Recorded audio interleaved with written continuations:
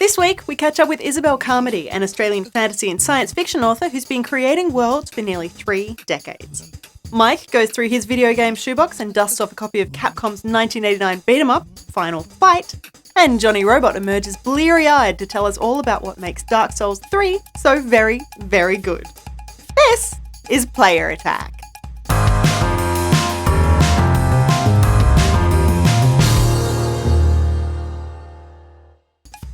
Hi, I'm Jessica Citizen, and this week saw the announcement of not one, but 2 massive first-person shooters with new games on the way from both Call of Duty and Battlefield. First up, Activision takes their shooter into space with Call of Duty Infinite Warfare confirmed for release on November 4th.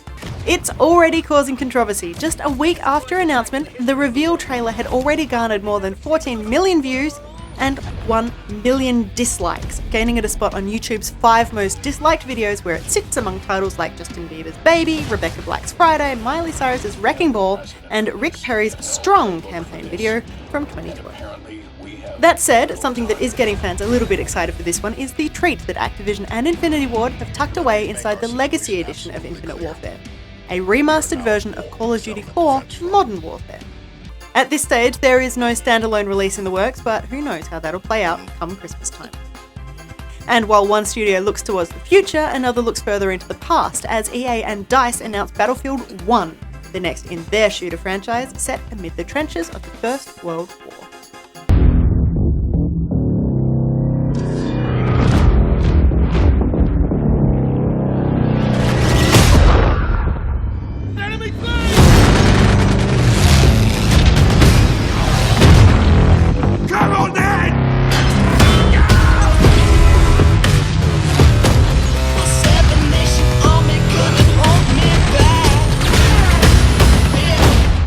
We were all expecting this one to be Battlefield 5, so it is a nice change. It's been a while since we visited the Great War, and it looks like we won't be waiting too long to go back.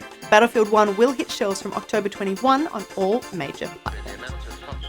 Moving right along, and Respawn Entertainment, the developer behind Titanfall, has announced that it is working on a new Star Wars title.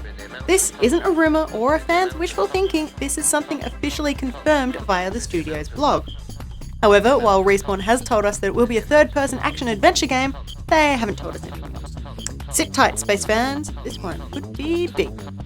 Something else that could also be big, but is much less confirmed at this stage, Rockstar Games' parent company Take-Two has reportedly trademarked something called Judas. A domain has also been registered for Judas the Game, by an agency that Rockstar has used in the past. This is the first we've heard of the game, but we are a little bit intrigued. Judas, of course, is a character from the Bible who betrayed Jesus for 30 silver pieces. In the 2,000 or so years since, the term has been used for false friends or backstabbers, a theme that sounds well suited to a video game. Evolve developer Turtle Rock is also working on something new, which we also don't know anything about. Besides the fact that this cutting-edge new IP is targeting next-generation hardware, so no surprises. Scott Cawthon, the man behind the juggernaut that is Five Nights at Freddy's, has even less to talk about regarding his potential new project. He's reportedly talking with a few companies who are interested in perhaps doing console remakes of his original horror games. The Five Nights at Freddy's franchise, of course, includes 4 original games, a spin-off RPG, Five Nights at Freddy's World, a novel, toys, an upcoming movie, and hints that there are more games in the works. And speaking of consoles, world builder Terraria is finally making its way to the Wii U, arriving on Nintendo's console in late June. Expect plenty of multiplayer, there's 4 people locally and up to 8 players online, as well as support for the Wii U gamepad.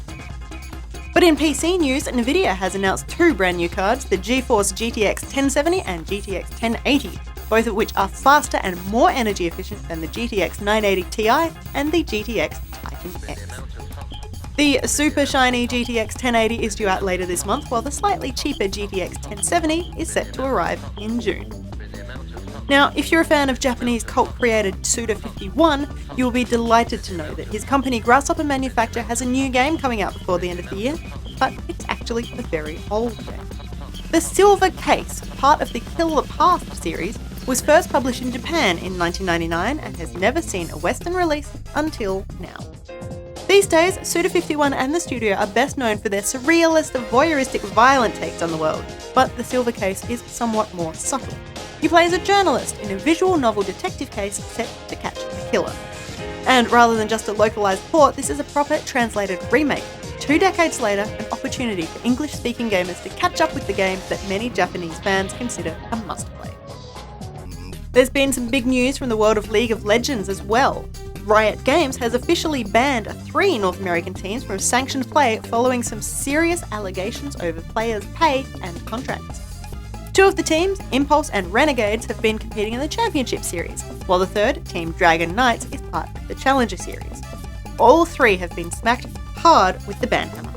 Team Impulse has reportedly failed to pay their players on time on numerous occasions, while also failing to provide valid contracts. Renegades apparently broke team ownership rules and caused player welfare concerns in a case that also affects Team Dragon Knights. In happier news though, you can now have your League of Legends and eat it too, as a League of Legends restaurant opens in Beijing's Hung Tai district. As well as serving pizzas, with specials changing each day of the week, including the mushroom-covered Wealth of Teemo, the eatery also serves elixirs and a selection of game-themed fights, like fries labelled the Passion of Gangplank, a squid dish named the Tentacle of Vel'Koz, and, of course, Brand's delicious custard pie.